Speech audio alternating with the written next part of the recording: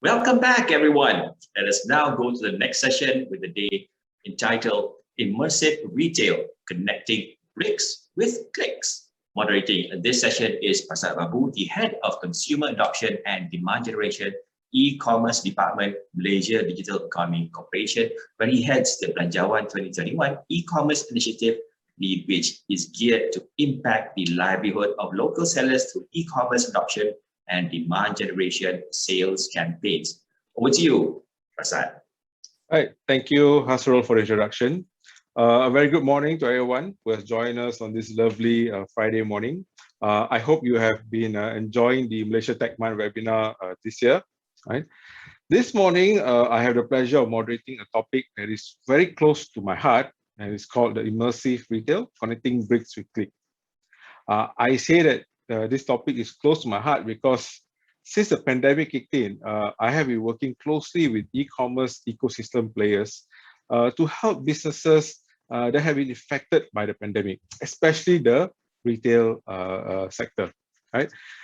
Just to give you a background, in 2020, we led one of the stimulus program under the Penjana, which is called the MSME e-commerce campaign and Shop Malaysia online campaign. We are happy to say that we have benefited more than 200,000 businesses and drive more than 1.8 billion ringgit worth of sales to the local businesses. Right? And this year, we continue to intensify our effort in helping local business through the Go e-commerce onboarding campaigns and Shop Malaysia online campaign. Yeah, so that's a bit of advertisement of what our unit is working on at the moment. Right? Now, this morning, I'm privileged to be moderating this session with two spectacular speakers from two very well-known brands in Malaysia. Right? They represent the cream of the crop of Malaysian retail scene. Right? My first speaker, he is the CEO of Al-Ikhsan Sports, Mr. Vach Pillutla. Vach has more than 26 years of experience in global lifestyle retail and has worked for global brands such as Adidas, Sony, New Balance, VF Corp, and Samsonite. He has been instrumental in rolling out more than 2,500 stores across 70 cities around the world.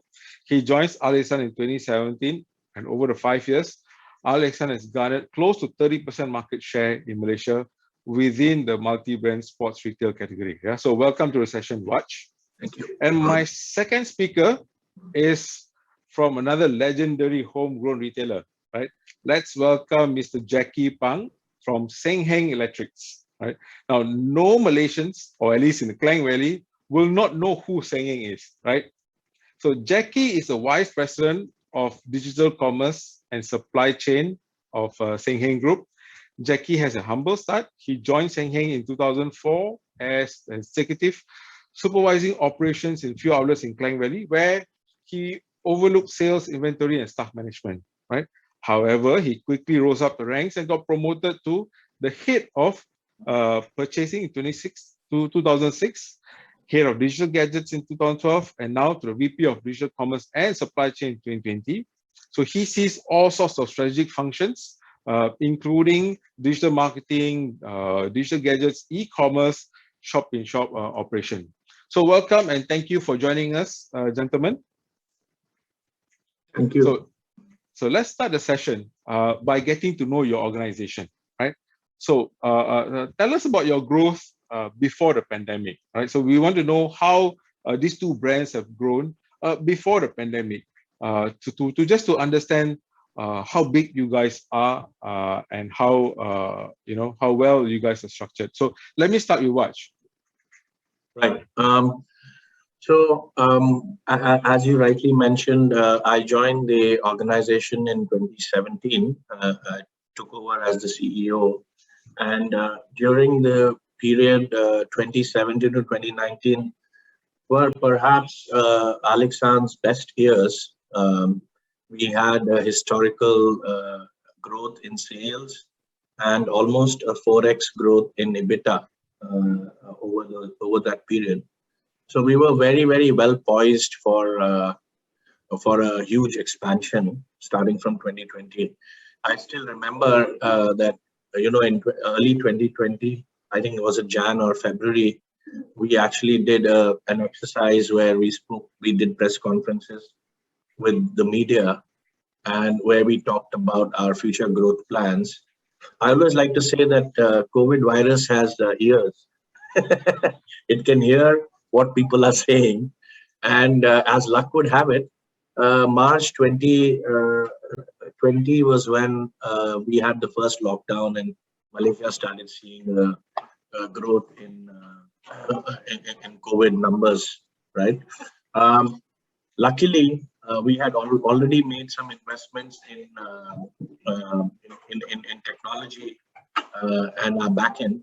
And in March 2019, March 2020, we actually relaunched our e-commerce business, and we started with about maybe 3 to 5 orders a day.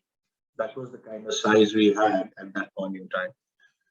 Over the past 1 year or so, our e-commerce has grown tremendously from almost 1%, less than 1% of contribution last year.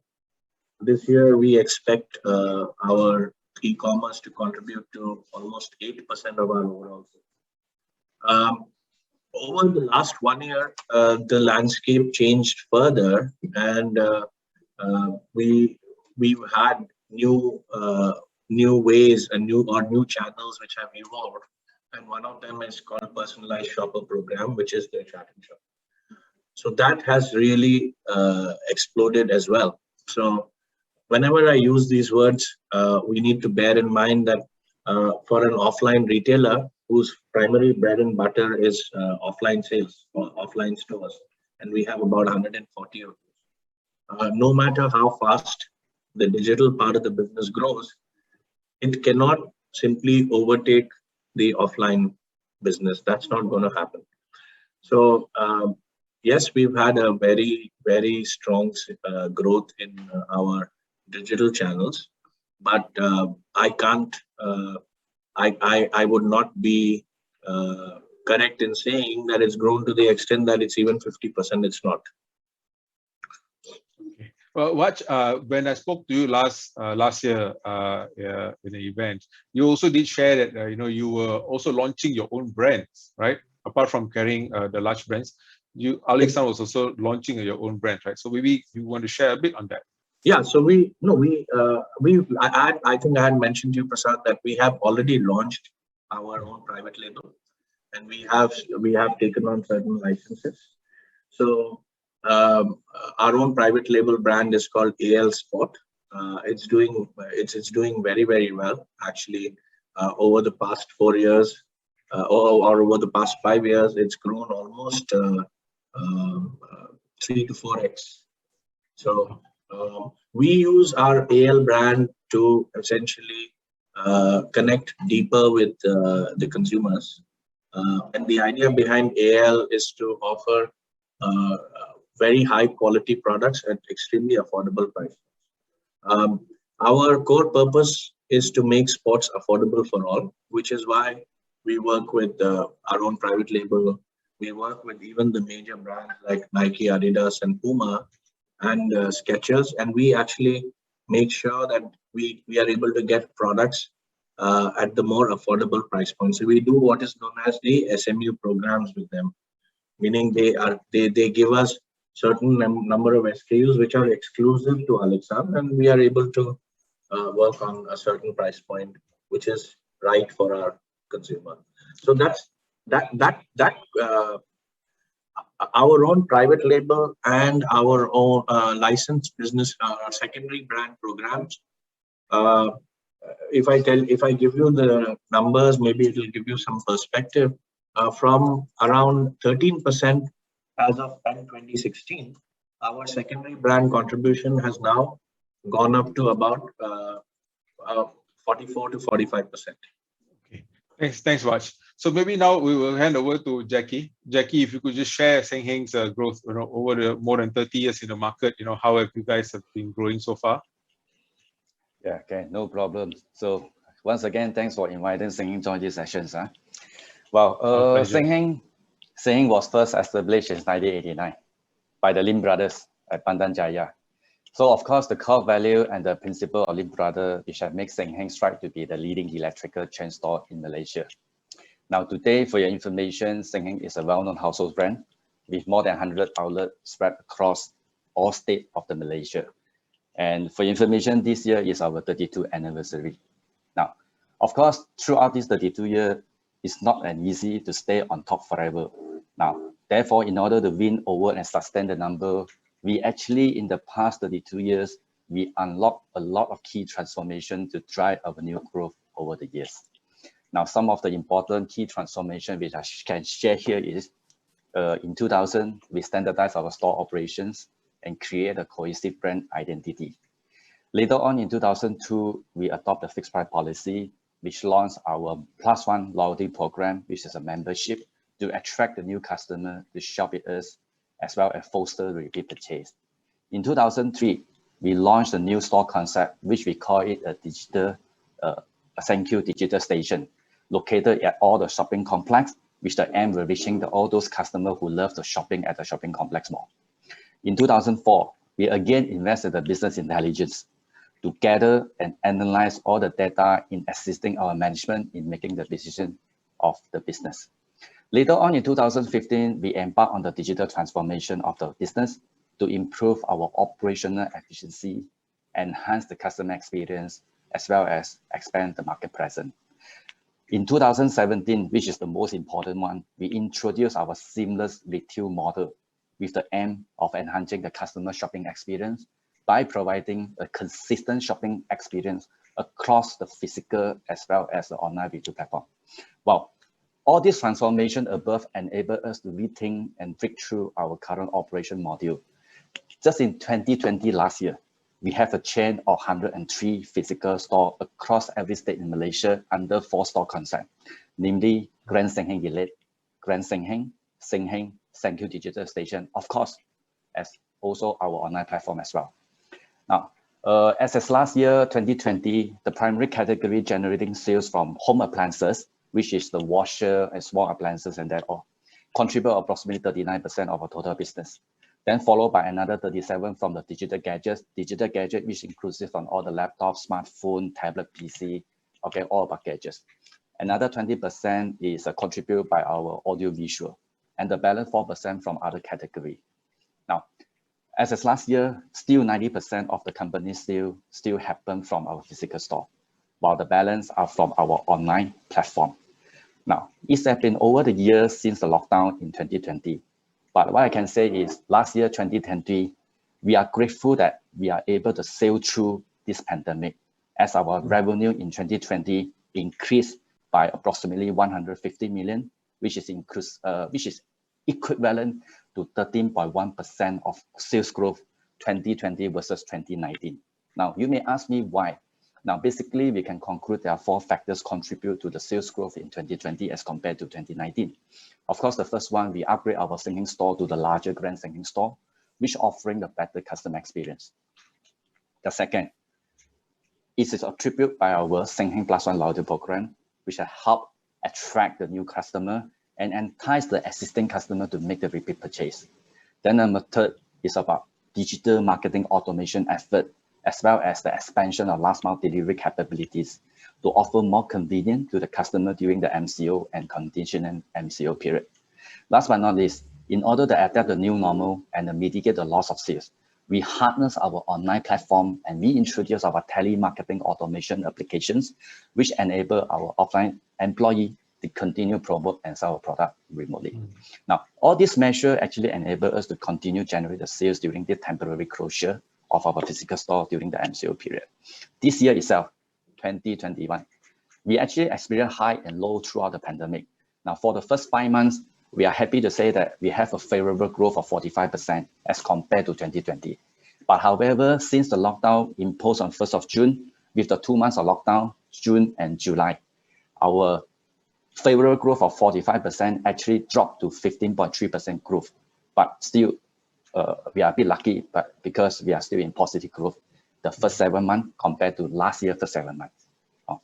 Okay, thanks, Jacky. So both of y'all has touched about, both of y'all here, you have. That's why when I say cream of the crop, both of you have more than 150 outlets and all those things, right? So, as observer or the general public, we see that the shops are closed and you can't operate and all those things. But as an operator, can you give us a little bit of insider of how bad is it as a retailer? What kind of challenges that you all really go through during the pandemic? There's uncertainty. There's of course the MCO 1.0, 2.0, 3.0, and all. So as a retailer, how do you all go through this pandemic? The main challenges. So I'll start with Jacky first. Yeah, can. 2020, 2021 definitely is a very special year to you and me. I guess you guys are definitely agree with me. Okay, 2020 had come to the end, but the challenges that we face, I think, continue with a lot of uncertainty, like the political uncertainty, the rising number of COVID cases affects like yesterday, we again hit a record. Okay, and financial instability, higher unemployment, and purchasing power drop.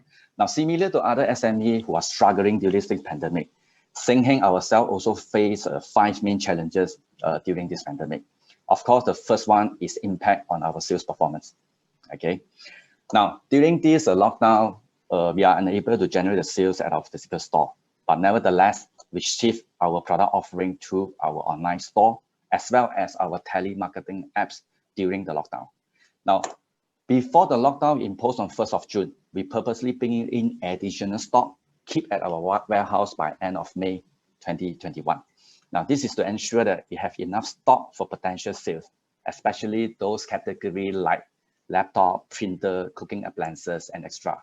Now, we got to ensure that our online store are ready with comprehensive choice to continue provide the seamless product offering to our customer.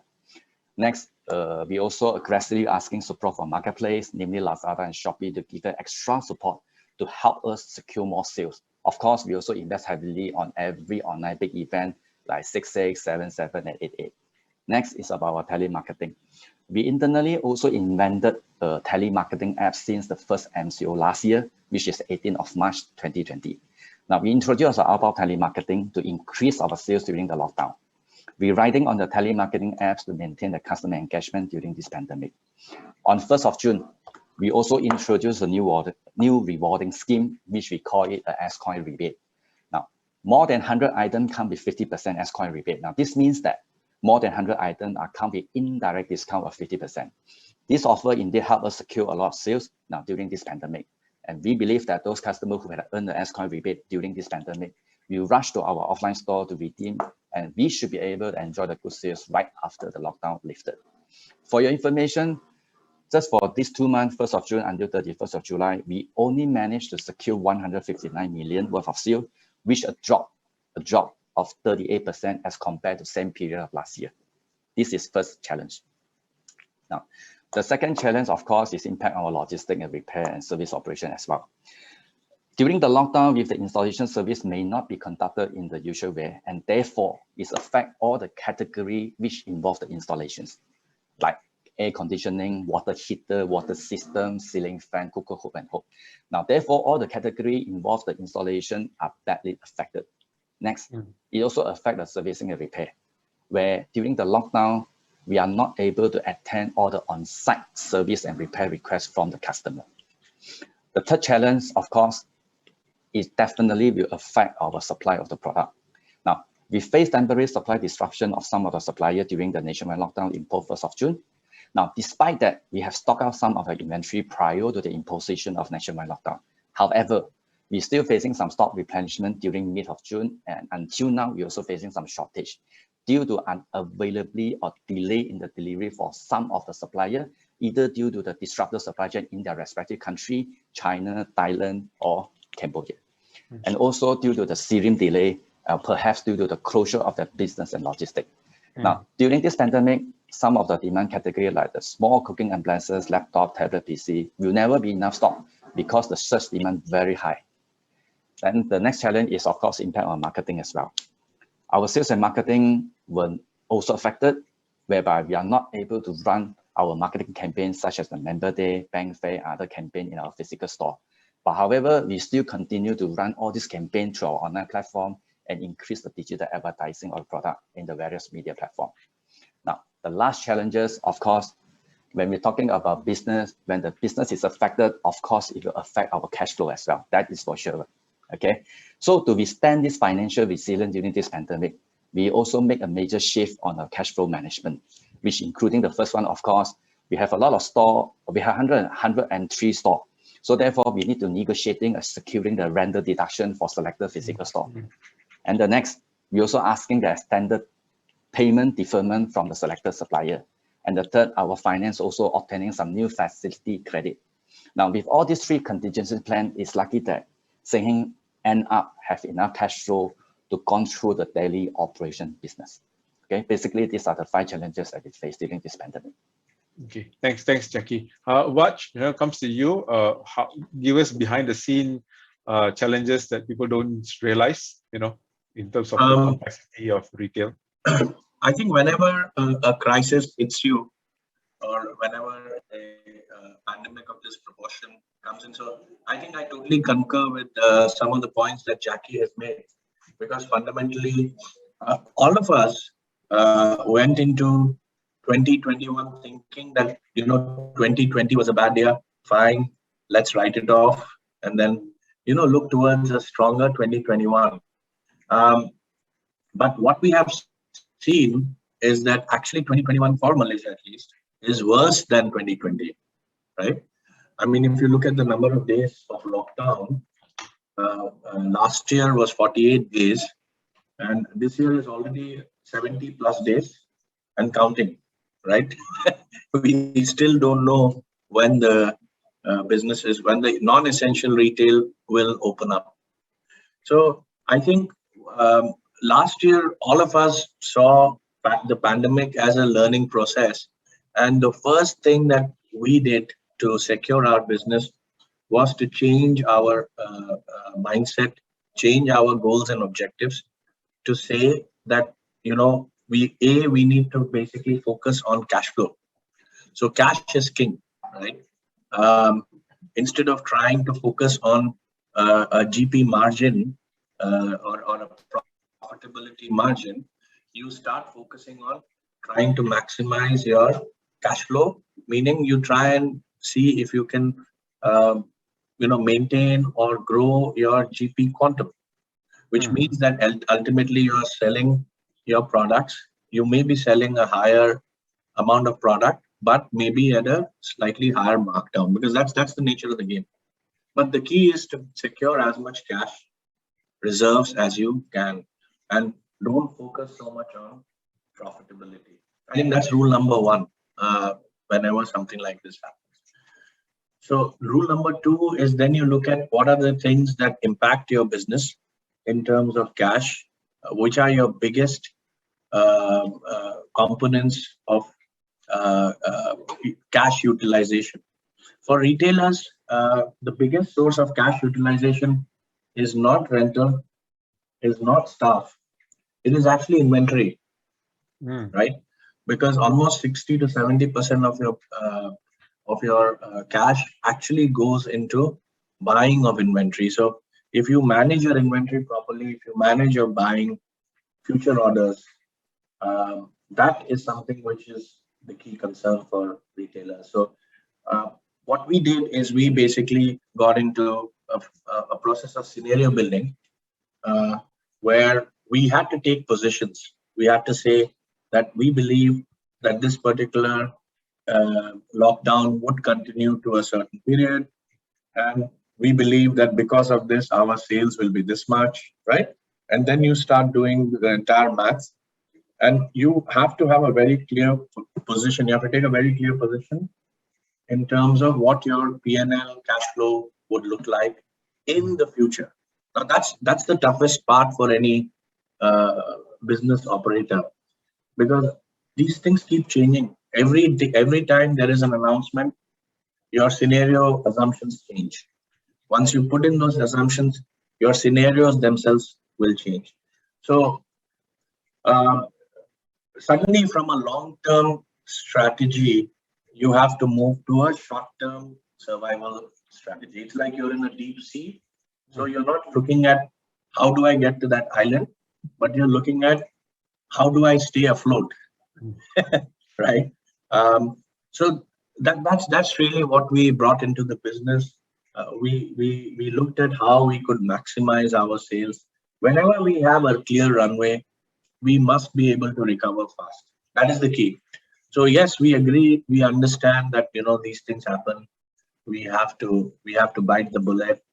But then, when we have the chance, when the stores open up, we must be in a position to show strong recovery. Okay. So I think as an organization, if we are able to do that, we can survive something like this, and that's what we've shown. For instance, our YTD May profitability was almost 12 to 13% higher than not 2020 YTD May financials, but 2019 YTD May. So that's the key, right? Whenever I have the opportunity to have a clear runway, I must be able to react fast. I have to become from a proactive person to a highly reactive person. That's really a strong shift that you need to have. So what both of you all are very strong. I mean, you guys have all dived into e-commerce, right, as the main theme for today, right? Now we also know that for large retailers like yourself, so it's not so adopting e-commerce is not simple like how any small SME would do. Just go open a brand.com site, go to Shopee or Lazada and open their own store and start selling, or through WhatsApp and all. But for you guys as the large retailers, going online is also bringing along your brand experience. Your customer experience has to be seamless and all, right? So could you share from a large retailer's perspective, your journey of adopting e-commerce, right? Yeah. So I start with Vach first, yeah? You're absolutely right, Prasad. I think the thing about business is, if you're an offline retailer, you can actually do offline retail in your sleep, right? But when you actually have to move to online, the same rules will not apply. They cannot. It's an entirely new world. It's an entirely new creature. So I think we've also taken a fair bit of time. We've had our own share of learning curve to get to this position where at least we have a strong traffic coming to our website, even understanding the metrics that impact some of these things. For offline, we totally understand. We know, what drives traffic, what drives conversion, what is the thing that drives average transaction value. But then you come to a new animal called online or e-com, and then even traffic needs to be broken down into organic versus paid. So I mean, this is an entirely new learning for us. So okay, how can I improve on my organic traffic vis-a-vis paid traffic, as an example? So these are the things that we've taken a fair bit of time to learn, and with this learning has helped us to actually get to where we are today, where at least we can say that this year we will end up with maybe 8 to 10% of our sales coming from e-com alone. But if I add back the personalized shopper program, which has been a humongous hit, I think for us, personalized shopper is a huge revelation. It's actually, our personalized shopper program is 5 times bigger than our e-com today. Okay. So what that tells you is that consumers, they still want that when it comes to sports retail or sports products, they still need that touch and feel. So for instance, if you want to buy a pair of shoes, you need to each brand has a different sizing, a different silhouette. Yep. So consumers are very comfortable to first try on the shoe, and that is something that you cannot really offer on an e-com platform. You can only do that in personalized shoppers. Correct. And that is the reason why our business has grown tremendously on personalized shoppers. So, I mean, for just implementing. Yeah, what I mean, even like buying a shoe, right? I mean, someone says that if you just try on one side and you buy the shoe, you're making a mistake. You should try on both sides and run about 10 meters and come back. Then you know whether the shoe is comfortable or not, right? So having transform this into e-commerce, it's again, it's not going to be easy, right? Same thing, I suppose, with apparels that you sell, jerseys, jackets, and all, right? It may look good on a model, but when you wear it after buying it, then it is the model looks better than the jacket. Actually, Prasad, jerseys or replica jersey sales is huge on our e-commerce platform. The reason is that the sizing for replica jerseys, consumers already know, right? It doesn't really vary much between brands, but the sale of footwear is more complex because the sizing for different brands is different, right? So, in fact, if you look at our if you look at the categories or the subcategories that we sell the most, football jerseys is amongst the top always. In fact, Al-Ikhsan Sports website is probably known most for its football launches now. Okay, cool. All right, thanks, Vach. So let's move on to Jacky. Jacky, earlier when you were introducing about Senheng's growth and all, you did mention things like, for example, you need to pre-order selected items, stock it before the full lockdown actually happens and all. So obviously you are doing this decision based on data, based on trends that you see, right? So how's Senheng's journey in adopting e-commerce, as well as using the data that you have? Okay. Basically, for Senheng, we started off the e-commerce business in 2012. Now, just now I saying that we purposely stock up the inventory before the 1st of June because we have a we learned the experience last year. So when during the lockdown last year, we saw a surge demand, especially in the laptop, as well as the printer, all the cooking appliances, especially the freezer. So therefore, this round during the lockdown, we also learned from the past. So therefore, we keep a lot of all these category so that to fulfill the potential demand for this lockdown. Now, what's the difference is this round, the lockdown a bit different compared to last round, because last round perhaps customer already purchased in advance already. So this round, actually the demand is not so strong as compared to last round. Now, back to Senheng. How do we start off the e-commerce adoptions? Actually, like what Vach said, actually we have an offline retailer. Actually, at that time, 2012, actually we have no knowledge how to operate the e-commerce. Our e-commerce product pricing as well as the promotion are not seamlessly same as our offline store. Now, at that time, our online store just carry less than 20%. Now, that was in 2012. Our online store just carried less than 20% of our offline SKU. And moreover, all the offers are different. Online is always cheaper than offline. Now, therefore, our online sales at that time was less than 100,000 per month. Like early, all the e-commerce adoptions, we were facing numerous challenges starting from 2012 when we started up the e-commerce business. So we're facing the complication in leveraging the product content from different sources. We also have a trouble synchronizing the e-commerce promotion. We also struggling on the daily updating the new SKU and prices into our online platform. But however, Senheng actually never give up to explore on the e-commerce platform. Now, you may ask me why. Now, it is because since the last decade, our daily lifestyle actually is continuously changing due to the technology and cultural changes. Now, the internet and all the smart devices have changed the way we obtain the information. And it also changed the way how we communicate, and it also changed the way how we live. Now, this entirely telling all the offline retailer, our customer actually have moved to online. So therefore, we as a retailer, offline retailer, in order to communicate for all our customer, we actually got no choices but to go online. So therefore, if you study the Facebook and Google analysis, it shows that 74%, more than 74% of the Malaysians are usually doing some online research before they're making the purchase at our offline store. Okay, that is the research from Google and Facebook. Now, throughout the e-commerce journey, we like many other retailers facing the same struggle and challenge when it comes to striking the balance online, offline strategies, until we implement our seamless business model, which is in line with the new retail phenomenon. Now, Seamless business model, as I said just now, is our sixth transformation and also the most important one.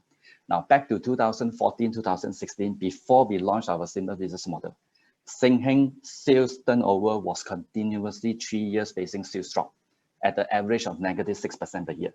Now, at that time, we keep on finding why only Senheng dropped while the market is growing. So to our surprise, the market still positive growth after we gather the information from the GfK, after we gather information from all the brand vendors. At last, my executive chairman came across a talk, which is from Jack Ma. Jack Ma saying that the pure online selling trend is over. The next trend is about new retail. The offline retailer must transform the seamless business model, which is align the in-store, online, mobile shopping activity with the integration of modern logistics and big data, allowing the customer make their own decisions based on their individual unique preference. Now, therefore, in order to study what is new retail concept all about, we having a group, okay, my executive chairman lead our Senheng top management all the way to Alibaba Business School in Hangzhou to study the new retail concept. Now, 2017 was the year we launched the seamless business model. Our sales bounced back. So with this result, we full force to work implemented the seamless business model. So in 2018, of course, 2018 contributed by the new government 3-month tax-free holiday. Our sales 2018 compared to 2017, we had a growth of 26. Now, from the seamless business model, we find that every dollar that we spend on digital marketing, which is online, Facebook ads, Google ads, or any content marketing at the online, is actually not only bring the traffic to our online store, it also indirectly bring the huge traffic to our offline store also. So as of now, for your information, food traffic, right? You said food traffic yes, to online store, yeah. I mean, Offline customer store, once visit the online store, they survey, okay, but end up maybe they will not purchase at online, but at the end they will quietly go to your offline store to make the purchase, okay. So as of now, our online contribute approximately 8 to 10% of our total business. I believe there are more room to grow. Now, out of this total 8 to 10% online business, about 35% of our customer will go to store pickup. What does this mean? The customer placed the order at online, but end up they choose to pick up the order at our nationwide offline store. Now, perhaps they wish to enjoy the offline services like open box, phone transfer services, and extra. Now, in most of the case, we also found that our offline +1 member will usually conduct survey from our website before making purchase at the offline store. Again, talking about the latest Google report, it shows that every dollar that we spend on the Google advertisement is actually give us a return on advertisement 36 times to our offline store as well. So therefore, in short, if you're asking me e-commerce, I will look at e-commerce Senheng as differently because we are go for omni-channel and new retail. And this omni-channel retail is one of the direction for e-commerce that we should heading toward, which we aim to provide a seamless shopping experience across offline and online channel. Now, that is about our journey online. Thanks, Jacky. Now, that's interesting. You mentioned about 75% make the decision search online before going to buy any electrical products. Personally, for me, when I buy electrical product, I search what not to buy online. But ultimately, the buying decision is actually at the retail. So when I ask your staff, okay, which washing machine is better, this model, that model, and your staff actually explains to me, this one got this function, this one got that function, and all those things, right? So that's where normally the sale actually happens, right? So to me, your staff who is very knowledgeable in your products, or whether it's a washing machine or fridge or electronic items, right? So how do you now bring your staff to adopt the corporate direction of going online? You're on mute, Jacky. Yeah. Okay. Actually, our offline store at first is not really support on our online one because they see our online as their competitors. Okay. I believe every offline retailer also facing the same. Now, before we implement the profit sharing, the online transaction pass 50% of the commissions to our offline store reluctant to provide services to online customer. When the online customer go to our offline to collect something, they're showing the reluctance, they don't want to cooperate, this and that. But After that, we learned from the new retail concept from the China. So end up, we make a decisions to share the 50% of the product commission to our offline store. Now, the result totally changed. Okay, when you're giving some commissions to the offline store, now they are welcoming all the online customers. So they are so happy face, willing to provide all the open box services, help the customer transfer the phone, this and that. Now, for your information, last round, the Galaxy Note 10 pre-order happened 2 years ago. Within 7 days, we managed to collect 4,000 units of the pre-order Galaxy Note 10. Out of this 4,000, 1,003 happened at online. Out of this 1,003, 87 customers go to offline to collect. Now, at that time, we already launched the profit sharing. Okay, so so far our offline sales staff are very support our online event. So again, this really helped us a lot. Yeah, so that's good to hear. You know, at least your staff is also transforming together with the organization, right? So now I'll come back to Vach again. Vach, you know, you have so many technologies have to come into play, right? E-commerce may be the front technology that is driving the sales and the GMV to your organization. But do share with us what other technologies that you guys are using, you know, to really drive your operations. Right. But before I answer that question, I just wanted to talk about a little bit about our experience on some of the points that Jacky had mentioned. Sure. Go ahead. Right. So this is something that we see as well. I think fundamentally the consumer has now moved from because of the social media, the consumer now believes that he has the ability, he has the knowledge or information which he can gather himself, right? Because ultimately the consumer will always trust his own judgment first, right? So what has happened is that because of all this, the consumer is now taking his own or making his own decisions, right? And he now does not see and this is my learning, or this is my experience over the years of working on retail. While the consumer does take into account the information or the feedback given by the shop associate, he doesn't. It is just one of the pillars of decision making for him now. It is not the only pillar of decision making, which is why this the marketing angle has to change now to a seamless kind of information flow. That to me is the reason why this whole omni-channel growth has actually happened, because there's a fundamental shift in the consumer thinking, right?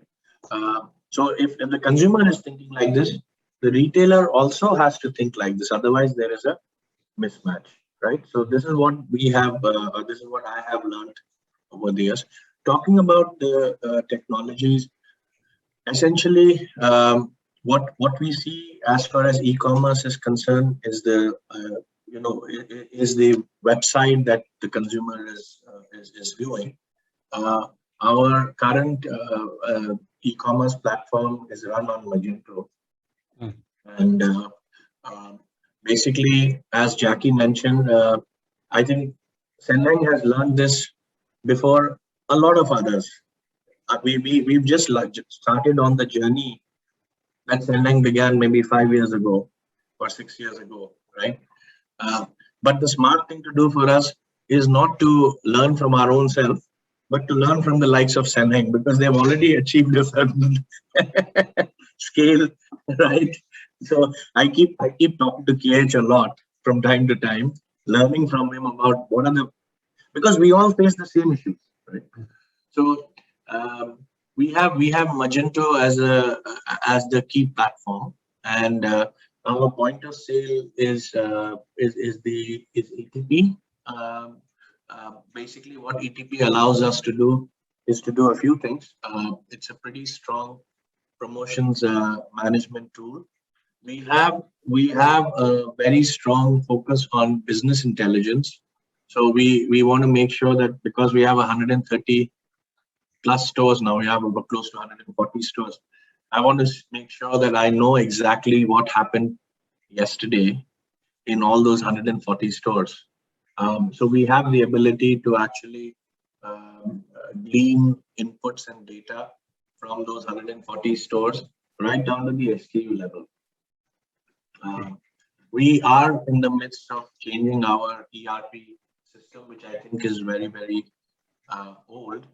It needs a change now. We are in the process of moving to Navision.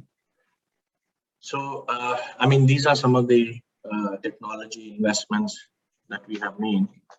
So, and we also, we have now got into buy now, pay later is a big new sort of avenue or new platform that has started emerging.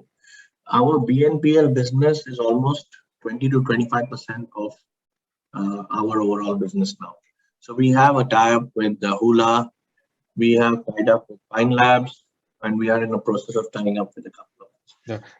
In fact, Vach, there's also one of the questions that an audience will actually asked us, you know, in terms of both. Later, I'll also allow both of you to answer as well. You know, like in terms of do you see the increase of credit card purchase or BNPL? You know, so it's good that you brought that up.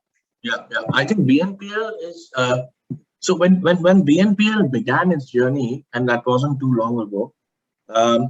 I personally took a view that, you know, it's a good thing, but when you are actually sort of asking the consumer to spend on something which is non-essential at a time when the economy is bad and his own situation is not that great, is it really? So it's a bit of an ethical question, right? Right. So the view that we have taken towards BNPL is that we will not be, we don't want our staff to force the consumer that choice, right? However, we ask the consumer, we tell our staff that they should educate the consumer that this is an option that exists. And ultimately, you are your best judge. You know what is best for you. So, you know, we have this facility. So if you want to use it, right? So we've taken a very sort of indirect view rather than really pushing BNPL hard. Okay, all right. Thanks, Vach. So maybe if I can go to Jacky, and you know, Jacky, you can share from your point of view in terms of the number of technologies that's basically supporting your operations, you know. And before you answer that question, there was also another question from the audience. How do you manage things like warranty claims and also returns and all, especially in from Senheng's point of view? How do we handle returns? Okay.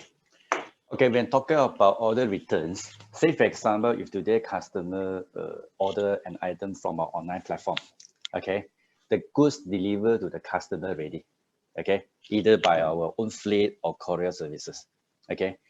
Just in case the product got defect, am I right? Okay, the customer actually ring to our customer call center, okay, then we can arrange our lorry go and pick up, okay, and change the new unit for the customer. And the second option is customer always can walk to our nationwide offline store to return that unit and exchange for another new unit. Okay, that is about talking about the replacement. Now, then talking about the large appliances services. Okay, take for example the washer. That is impossible for customer to bring back the washer to our store, right? Or fridge or something, right? Okay, yes. So in that case, the customer will either give us a text via our Senheng apps quick check. We have a quick check Senheng apps that can log in any complaint at their smartphone. So our people will arrange with the service department to arrange the on-site service. Alternatively, they also can call into our nationwide store, and alternatively, they also can call into our customer call center as well. This is how we handle the customer service and customer replacement. Okay. Now, back to your questions about what are the technology beside the e-commerce to handle large retail chain store like us. Now, as a large retailer in the market, we have many suppliers, and we have many assortment also. And for your information, we have more than 10,000 number of SKU. Therefore, it is nearly impossible that we manage all the supplier and assortment manually without assist of the digitalization. Then from the customer relationship management, we have more than 2.9 million of plus one member.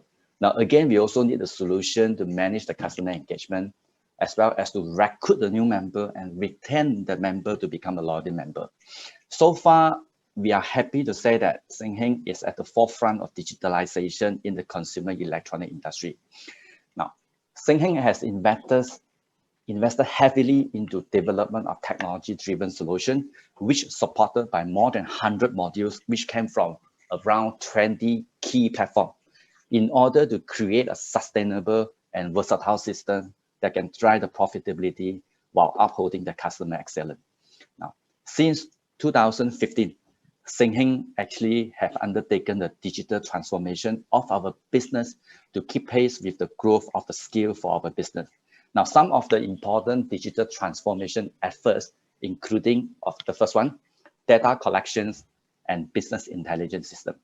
Now, we utilize various systems to collect, to store, to retrieve, and analyze the information across different departments. Now, these systems are interconnected with each other, which enable us to standardize record keeping, as well as simplify the storage and retrieval of data information. Our business intelligence system will analyze wide range of data, which including the customer sales data over a period of time frame and customer feedback, which enable all the related management team to make a strategic data-driven decisions. Now, the next digital transformation is about enterprise resource planning.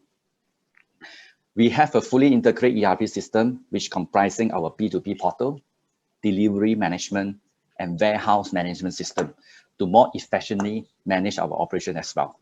Now, our B2B business-to-business portal is linked supplier to our procurement through a standard electronic portal, which enable us to better manage the procurement activity. Next, our warehouse management system. This is enable us to track and monitor the inventory level, warehousing activities, as well as the movement of goods in the real time. Next, our delivery management system also enable us to track and manage the supply and the movement of goods across our operation and ensure timely delivery of the product to our nationwide hub, to our physical store, as well as deliver good to the customer. So Jacky, you're saying that, in the current lockdown pandemic, if somebody were to buy an electronic item or an aircon, you do have ability to support the installation and all. Yes, depend on the situation. If that situation is locked down by the government, not allow us to go in, then we have no choice. Yeah, understand. Yeah, even though some of the outlet, that area is not open, they still can place order at online. Then our online with the e-commerce automation will pass the order to our warehouse, then process the order. Okay. Oh. All right. Okay, I should continue the last digital transformation we are going to share. That is our online store, e-commerce automation software, marketing automation platform, as well as telemarketing automation applications. Now, our expansion in digital marketing is spearheaded by our online store, where the customer are able to make purchase online via digital device. Now, the management of this online store are supported by our e-commerce automation software. Now, we also involve in the digital marketing of product through the digital marketing channel, the social media, by writing on the CDP customer data platform and marketing automation, which actually help us to expand our reach and better target potential customer as compared to traditional form. Now, for information, our digital infrastructure is the backbone of our seamless retail model. And this has enabled us to increase the scale operation and therefore improve the efficiency of our operation and continue toward more informed decision making by our management. This is about some of the solution that we use to scale our business. Right. Thanks, Jacky. Unfortunately, we have less than 3 minutes plus for this entire session. So, I have a question from one of the viewer here, right? Before I go to that question, I just want to ask Jacky, in terms of your adaptation of, have you seen the increase of credit card, debit card, or even like BNPL being used, Jacky, in your area? Unfortunately, we haven't launched bringing the buy now pay later. For your information, actually buy now pay later is very costly to our industry because of our margin not able to support. But like what Vach say, to me it's actually very surprised. Okay, in Al-Ikhsan, 25% of the business is coming from buy now pay later. Wow, this indeed is a new trend. So therefore, we have no choice. We are going to launch the buy now pay later hopefully by next week. We also try to bring in the solution from some of the important players of buy now pay later. Now, last year we saw the cash sales increase a lot. Why? Because last year government gave a lot of money to the citizen.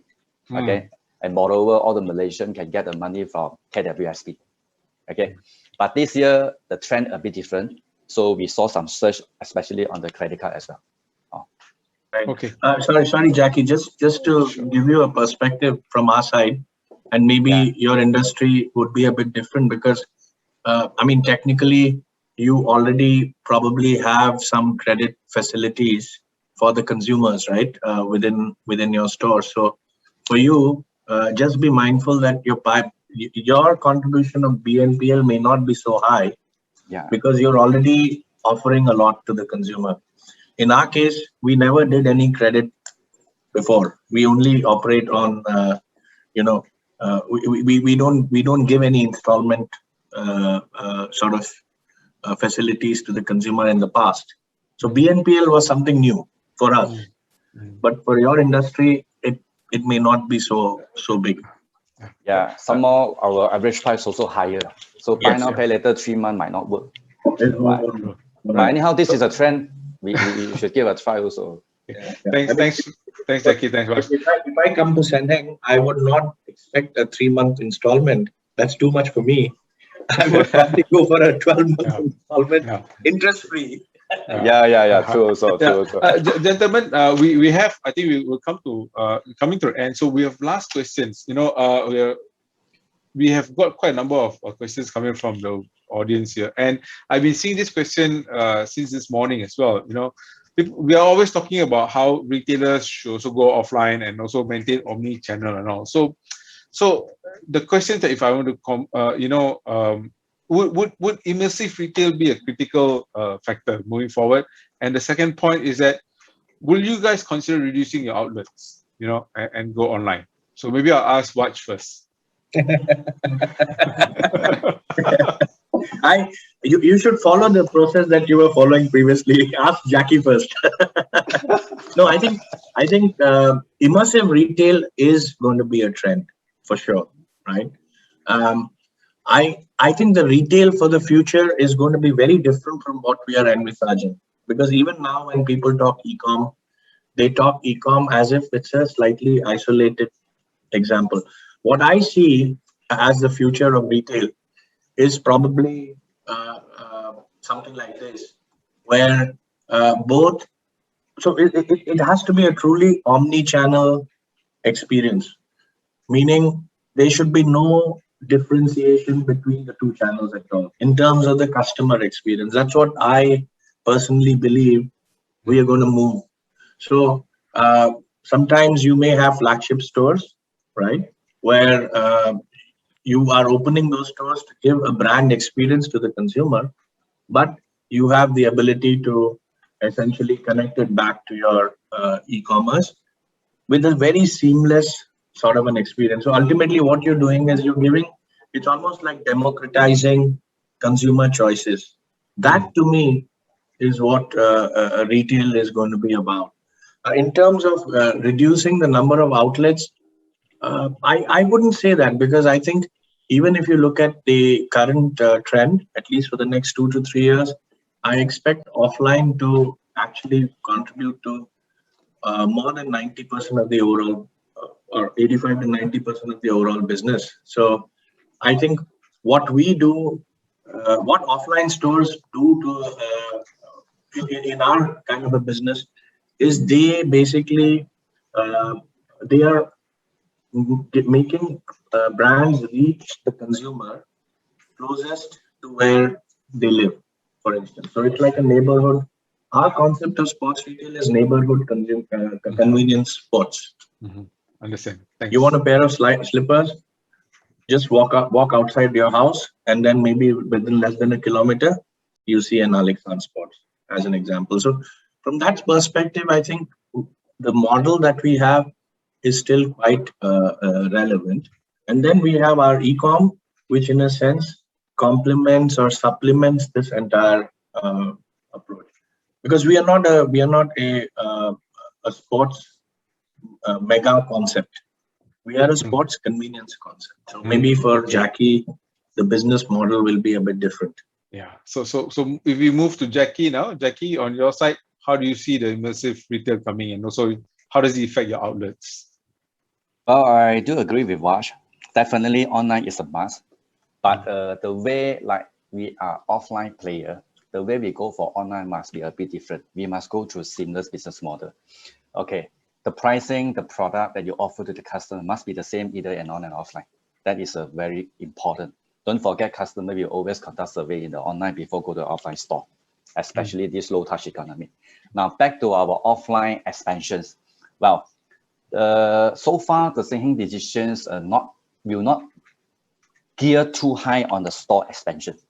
Rather, we would like to transform our current store to be the territory champion. That is why, okay, in the past 2 years, we transformed our Senheng to the Grand Senheng store. Now, Senheng, our size, normal Senheng, the size approximately 4,000 to 6,000 square feet. But when we transform to the Grand Senheng, the size is approximately 8,000 square feet. Okay, why? Because we want to be the territory champion. When the store built in the Banding, we want to be the champion at the Banding. So when the store bigger, you have more space to display wider range. You have more space to display more premium product, more SKU. This indirectly actually will improve the customer experience and customer satisfaction as well. Now, so far we have changed and we have transformed and opened up to 33 Grand Senheng, and this direction will still continue. And for your information, we already set up one Grand Senheng Elite and LS2 PJ. It's a 4-level. Wow. Okay, it's an experience center. And by end of next year, we are going to set up Grand Senheng as well. Now, of course, when we found another good location, it doesn't mean that Senheng will not expand the outlet. When there is a good location, Senheng will still open. But meanwhile, we would like to expand to bigger store, Grand Senheng. All right. Thanks, Jacky. Unfortunately, I know we have a lot more questions to discuss, a lot more topics to discuss, but we have reached to the end of our session. In fact, we are 4 minutes past our session. So thank you so much, Jacky and also Vach, for joining us this morning. Thank you. And I also thank the viewers for joining us, and I hope you will enjoy the rest of the other webinars that's coming up today, this afternoon. And hand over the session back to you, Hazrul. Yeah, thank you, everyone. Thank you, Prasad. Thank you, everyone. Thank you, gentlemen. Thank you, everyone, for that gripping conversation on real-life case studies, applications, omni-channel, online, offline operations by Senheng Electronics Appliances, as well as sporting goods by Al-Ikhsan. Okay, we'll now be moving to our next session of the day. It will begin very shortly, so attendees do click join session. Please complete the survey, so we'll be able to continuously serve you better. See you in a bit. Thank you, Prasad. Thank you, Jacky. Thank you, Prasad. Keep in touch, stay safe. Bye. Stay safe. Thank you.